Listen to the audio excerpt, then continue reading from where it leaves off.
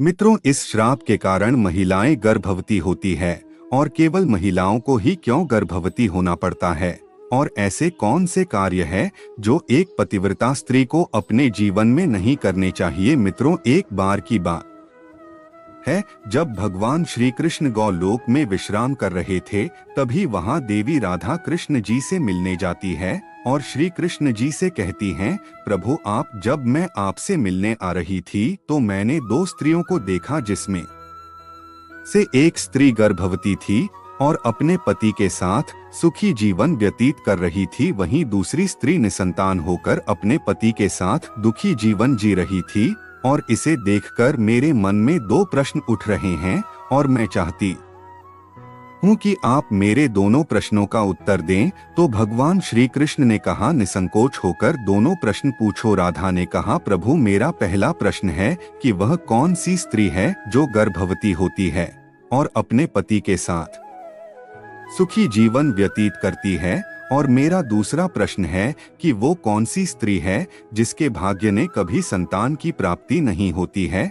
तब भगवान श्री कृष्ण कहते हैं, मैं तुम्हें एक कथा के माध्यम से बताता हूँ कि वह कौन सी स्त्री है जो गर्भवती होती है और उसके भाग्य में संतान की प्राप्ति होती है, और दूसरी वह कौन सी स्त्री है जिसके भाग्य में कभी भी संतान की प्राप्ति नहीं होती है।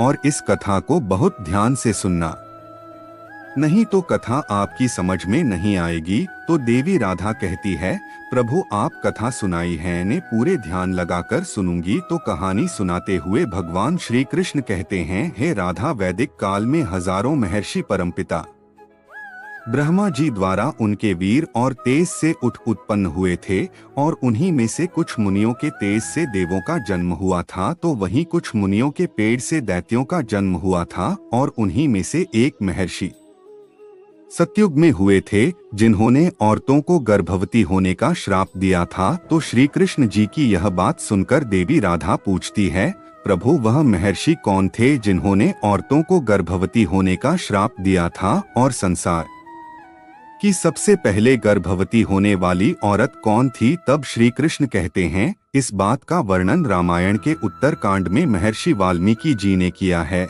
और यह सतयुग काल की बात है जब ब्रह्मा जी के पुत्र पुलस्त्य सुमेरु पर्वत के ऊपर बैठकर भी घोर तपस्या कर रहे थे, और तभी वहां से कुछ कन्याएं जा रही थी, और वे पुलस्त्य को कठोर तपस्या करते देखकर विचलित होने लगी और उनके पास जाकर उनकी तपस्या में बाधा डालने लगी। तभी तपस्या कर रहे पुलस्त्य जी ने क्रोध में आकर उन सभी कन्याओं को श्राप दे दिया कि अब जो भी कन्या उनके सामने में आएगी वह कन्या गर्भवती हो जाएगी।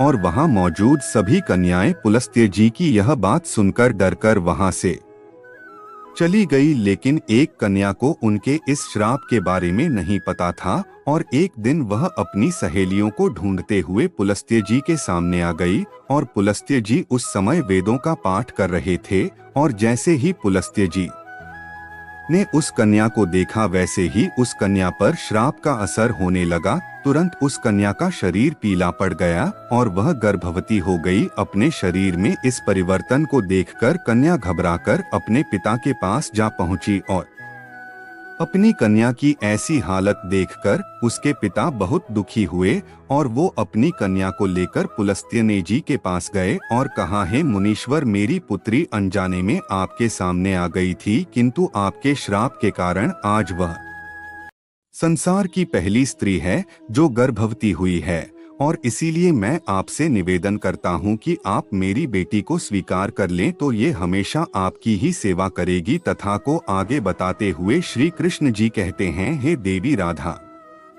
इस प्रकार उसके पिता ने जब अपनी बेटी को स्वीकार करने का प्रस्ताव रखा, तो पुलस्त्य जी ने उसकी बेटी को स्वीकार कर लिया, और वह कन्या पुलस्त्य तेजी के साथ रहने लगी और उसकी सेवा से अत्यंत प्रसन्न होकर पुलस्त्य जी ने एक दिन कन्या से कहा, देवी, मैं तुम्हारी सेवा से बहुत प्रसन्न हूँ, इसलिए मैं तुम्हें अपने समान पुत्र प्राप्ति का वरदान देता हूँ। जिस समय तुम मेरे सामने आई थी उस समय में वेदों का पाठ कर रहा था, इसलिए तुम्हारा पुत्र वेदों का ज्ञान देने वाला विश्वा के नाम से जाना जाएगा। और कथा को आगे बताते हुए श्री कृष्ण कहते हैं, हे देवी राधा, कुछ समय बाद उस कन्या ने एक पुत्र को जन्म दिया और जैसा कि पुलस्त्य जी ने कहा था कि तुम्हारा पुत्र विश्वा के नाम से जाना जाएगा, बिल्कुल वैसा ही हुआ और उसका नाम विश्वामित्र रखा गया। और विश्वामित्र के तपस्वी रूप को देखकर भारद्वाज बहुत प्रसन्न हुए और उन्होंने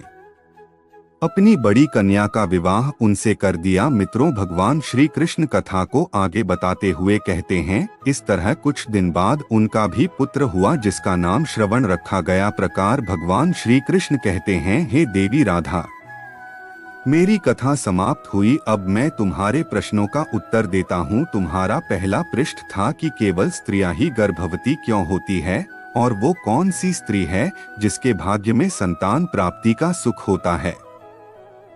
तो सुनो, नारी के समान पुरुष भी अपने दिव्य तेज से गर्भवती हो सकते थे, किंतु हे देवी राधा, एक स्त्री को संसार की दिव्य शक्ति स्वयं परमपिता ब्रह्मा जी ने दी है और स्त्री के रचना करने में उनको बहुत अधिक समय लगा था। इसलिए नारी को यह स्वरूप वरदान है कि वह संतान उत्पन्न कर सकती है। इसलिए केवल स्त्रियां ही गर्भवती होती है और उसी स्त्री के भाग्य में संतान की प्राप्ति होती है जो एक पतिव्रता जीवन जीती है और अपने पति के अलावा पराये मर्दों को नहीं देखती है। और तुम्हारा दो प्रश्न यह था कि वह कौन सी स्त्री है जिसके भाग्य में संतान की प्राप्ति नहीं होती है। तो वो जो स्त्रियां शादीशुदा होकर भी पराये मर्दों के साथ गलत संबंध बनाती है, उनको संतान प्राप्ति नहीं होती है। और यदि संतान प्राप्ति हो भी जाती है तो वह हमेशा दुखी जीवन व्यतीत करती है और उनको अपने जीवन में कभी सुख शांति की प्राप्ति नहीं होती है और संतान के होते हुए भी वह दुखी रहती है। इसीलिए एक सदी सुधार स्त्री को पतिव्रता जीवन जीना चाहिए और पराये मर्दों को नहीं देखना चाहिए, तभी वह सुखी जीवन व्यतीत कर सकती है। दोस्तों, आपको वीडियो कैसी लगी हमें कमेंट करके अवश्य बताएगा। अपने चैनल अलौकिक इतिहास पर पहली बार आए हैं तो चैनल को सब्सक्राइब जरूर कीजिएगा और अपने दोस्तों के साथ साझा जरूर कीजिएगा। धन्यवाद।